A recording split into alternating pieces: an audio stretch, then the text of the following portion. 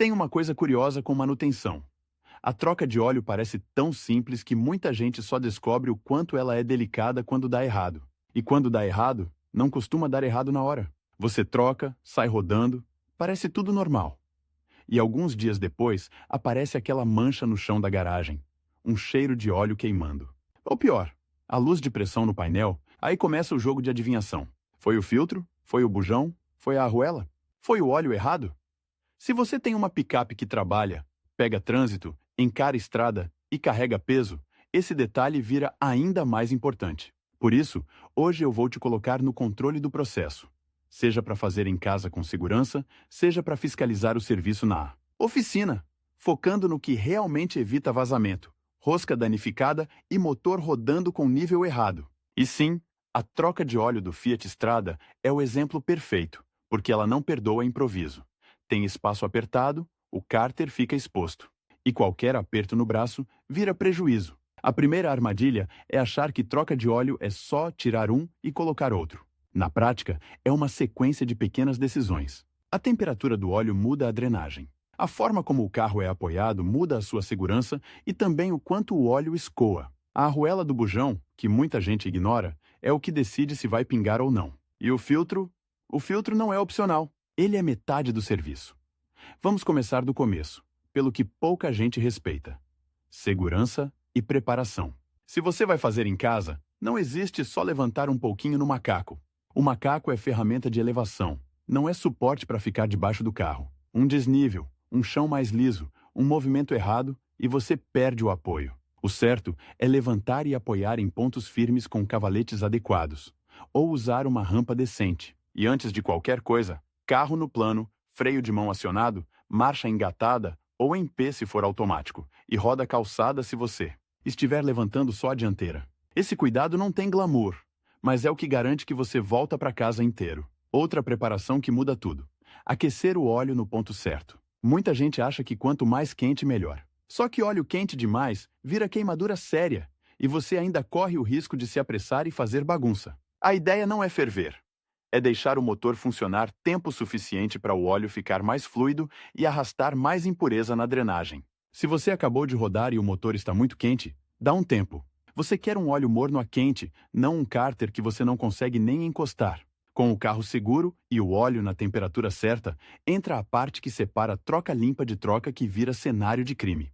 Organizar o que você vai usar. Bandeja coletora com capacidade, funil, luvas, panos, a chave correta do bujão, o filtro certo e a arruela ou anel de vedação adequado para o bujão. Se você tiver torquímetro, melhor ainda. Se não tiver, dá para fazer direito, mas você vai precisar respeitar o aperto consciente. E eu já vou te explicar onde as pessoas mais erram. Antes de soltar qualquer coisa, abre o capô e solta a tampa de abastecimento de óleo. Isso ajuda o fluxo na hora de drenar, porque você não cria um vácuo segurando o óleo lá embaixo. Em alguns carros, puxar um pouco a vareta também ajuda pelo mesmo motivo. E aí sim você vai para a parte de baixo. Agora, a troca de óleo do Fiat Strada começa a exigir atenção. Posicionamento da bandeja. O óleo não cai reto como uma torneira. Ele sai com um jato que pode pular alguns centímetros, principalmente se o motor estiver quente. Então não coloca a bandeja exatamente embaixo do bujão como se fosse um copo. Coloca um pouco deslocada, antecipando a direção do jato quando a rosca soltar. E aqui vai um detalhe que economiza tempo e roupa suja. Quando você começar a soltar o bujão, usa a chave até sentir que ele ficou leve. A partir daí, vai com a mão, mas mantendo pressão contra o cárter, como se você estivesse empurrando o bujão para dentro enquanto gira. Isso evita que ele caia de uma vez e o óleo dispare em você. Quando sentir que a rosca acabou, você tira rápido e deixa o óleo cair direto na bandeja. Esse movimento é simples, mas muda completamente o resultado. Deixa drenar com calma. Esse é outro erro clássico. A pessoa fica com pressa, vê que já caiu quase tudo e fecha. Só que o óleo velho continua escorrendo. E quanto mais você deixa ele terminar, mais você tira de resíduo e mais o óleo novo começa a vida limpo. Enquanto drena, aproveita para observar o óleo usado com um olhar prático, sem paranoia. Se ele está muito preto, é normal em muitos casos, especialmente se o uso é severo. Se você vê brilho metálico exagerado, pedacinhos ou um aspecto muito leitoso, aí acende um alerta. Pode indicar contaminação ou desgaste fora do normal. Não é diagnóstico definitivo, mas é um sinal para ficar atento. Quando o fluxo virar gotejamento, é hora de pensar no bujão e na vedação. O bujão em si costuma estar ok, mas a rosca é a parte sagrada.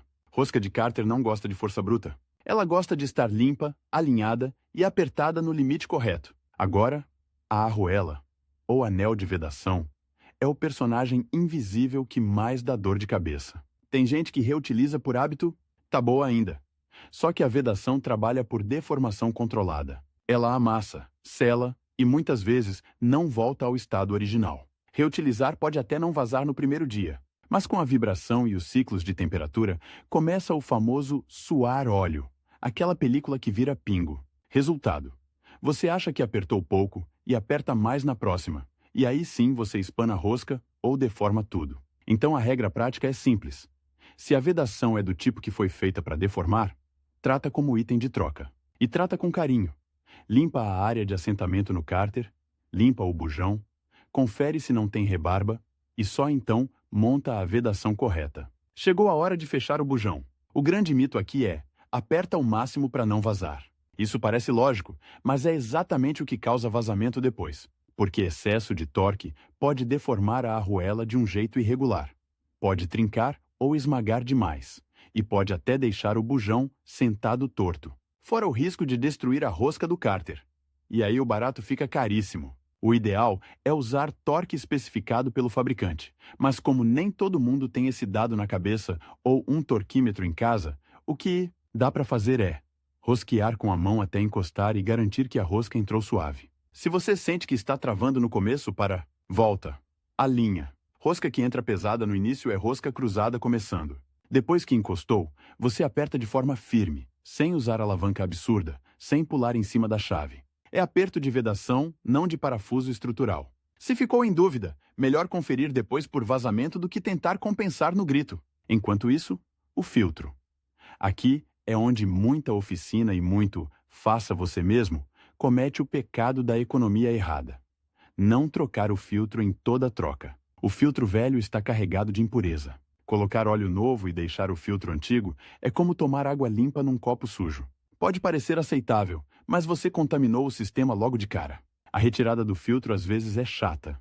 Ele pode estar muito apertado, a mão escorrega, o espaço é limitado. Chave de filtro ajuda, mas cuidado para não amassar tanto que você rasga e aí vira uma luta. E prepara. Quando o filtro solta, sempre tem óleo nele. Então bandeja bem posicionada e paciência.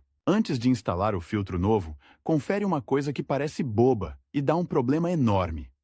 O anel de borracha do filtro velho. Ele tem que sair junto com o filtro. Se ele ficar colado na base do motor e você instalar o filtro novo por cima, você cria uma vedação dupla que costuma vazar quase imediatamente. Às vezes sob pressão, fazendo uma sujeira enorme e podendo até baixar o nível rápido demais. Então, filtro fora. Passa o dedo na base, confere se está limpo, sem anel velho grudado.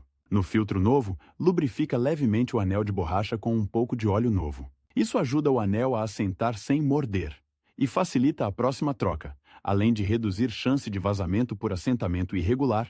A instalação correta do filtro é outro ponto onde força demais atrapalha. O método comum, quando você não tem torque específico, é encostar o filtro até o anel tocar a base e, a partir daí, apertar mais um tanto controlado. Não é para usar chave para dar mais meia volta porque sim. Em geral, filtro bem assentado e apertado na mão, com firmeza, resolve. Ferramenta entra só se o fabricante do filtro pedir ou se o acesso exigir. E mesmo assim, sem exagero, fechado o bujão, instalado o filtro, agora vem a parte que mais derruba motor por descuido. Colocar óleo sem confirmar especificação e sem controlar o nível. Muita gente escolhe óleo só pela viscosidade como se fosse só um 530 e pronto. Só que existe especificação de desempenho, norma, aditivos, compatibilidade com o que aquele motor foi projetado para usar. Se você usa um óleo que não atende ao que é recomendado, pode ter mais depósito, desempenho ruim em temperatura, ruído, consumo e desgaste acelerado. Não precisa decorar códigos, precisa ter um hábito, conferir manual e rótulo. E aqui entra um detalhe honesto. Nem toda estrada é igual. Existem anos, motores e aplicações diferentes, então a forma mais segura de não errar é manual do proprietário como referência e, se você não tem, etiqueta de manutenção anterior. Ou consulta confiável antes de comprar o óleo. Você quer acertar na viscosidade e na especificação exigida? Ah, mas o vizinho usa tal óleo? O motor do vizinho não é seu motor, e o uso do vizinho pode ser outro. Com o óleo certo em mãos, abastece com funil e sem pressa. Colocar de uma vez, até dar o volume, é receita para passar do nível, e passar do nível não é um pecado pequeno. Óleo em excesso pode aumentar a espuma, elevar pressão em lugares que não devem, prejudicar vedação e até causar consumo e sujeira no sistema de admissão em alguns casos. Então a lógica é: colocar uma parte, esperar escorrer para o cárter, medir, completar. A medição também tem manha. Carro no plano. Vareta limpa, insere, tira e lê. A leitura correta é na faixa entre mínimo e máximo, e você quer ficar perto do ideal sem ultrapassar. Se você acabou de abastecer, dá alguns instantes para o óleo descer. Se você ligou o motor, o óleo circula e enche o filtro, então o nível muda. Por isso, depois de colocar uma quantidade inicial que você sabe que não vai estourar, você liga o motor por poucos segundos, só o suficiente para preencher o filtro e pressurizar o sistema. Aí desliga e espera um pouco para o óleo retornar ao cárter, e só então mede de novo. É comum precisar completar um pouco depois dessa primeira partida. E nesse momento, existe uma checagem que quase ninguém faz, mas que evita susto. Olhar por baixo com o motor funcionando e logo depois, de desligar, procurando qualquer sinal de vazamento no bujão e na base do filtro. Não precisa ficar lá embaixo muito tempo. É só uma inspeção visual rápida com atenção. Um filete, uma gota se formando, uma umidade aparecendo. É melhor ver ali do que descobrir na rua. Se aparecer vazamento, a pior reação é apertar com raiva. Primeiro você identifica de onde vem. Vazamento no filtro. Muitas vezes é anel mal assentado, filtro torto ou anel velho duplicado. Vazamento no bujão pode ser vedação errada, superfície suja, arruela reaproveitada que não vedou ou rosca comprometida. Cada caso pede calma. Às vezes, você resolve só reapertando levemente dentro do limite. Às vezes, precisa desmontar e refazer limpo. E se a rosca está ruim, aí já é outro assunto. Forçar só piora. Outra pergunta comum. Quanto tempo eu deixo escorrer? Tem que ficar pingando até parar? Não existe um cronômetro mágico porque depende de temperatura, viscosidade e posição do carro. Mas o seu objetivo é sair do jato forte para o gotejamento bem espaçado. Se você para no meio, você só garantiu que uma parte significativa do óleo velho ficou lá. Isso não significa que o motor vai explodir, mas você encurtou a vida útil do óleo novo e aumentou contaminação inicial. E o descarte? Óleo usado não é lixo comum, ele é resíduo contaminante. O certo é armazenar em recipiente fechado e levar em um ponto de coleta ou local que receba óleo usado. O filtro também precisa de descarte adequado. Além de ser a coisa certa, evita dor de cabeça e sujeira desnecessária. Agora vamos falar do pós-troca, que é onde você confirma que o serviço ficou realmente bom.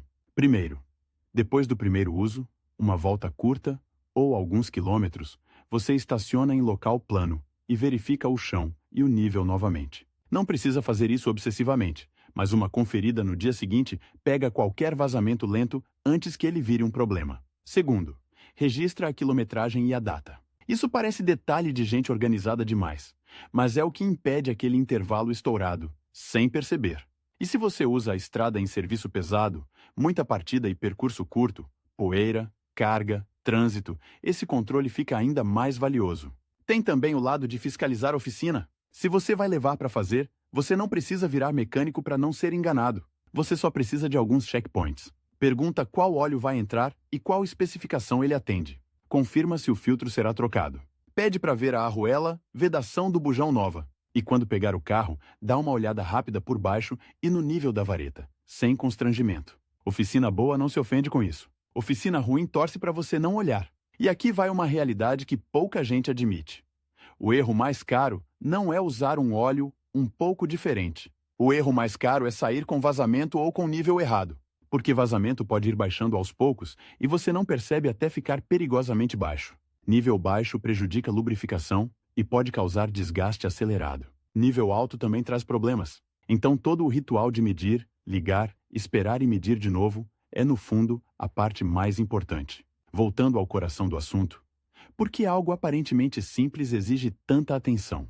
Porque o sistema de lubrificação é um conjunto de vedação, rosca, pressão e temperatura.